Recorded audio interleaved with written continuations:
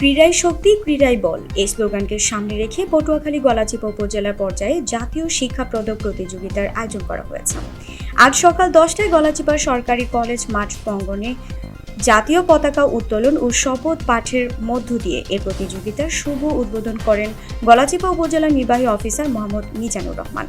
উক্ত অনুষ্ঠানে বিশেষ অতিথি হিসেবে উপস্থিত ছিলেন উপজেলার প্রাথমিক শিক্ষা অফিসার মোহাম্মদ গুলাম সগীর, ইন্সট্রাক্টর মাহবুব আলম শিকদার, সহকারী শিক্ষা অফিসার রিপন কুমার দাস, এটি ও মোহাম্মদ রফিকুল ইসলাম সহ বিভিন্ন প্রাথমিক শিক্ষকগণ।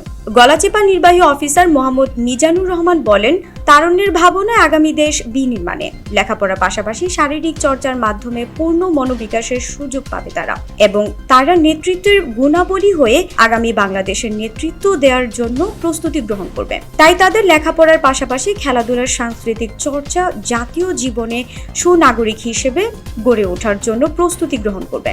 তারই ধারাবাহিকতায় উক্ত অনুষ্ঠানের মাঠে বিচারক হিসেবে দায়িত্ব পালন করেন উপজেলা নির্বাহী অফিসার মোহাম্মদ মিজানুর রহমান।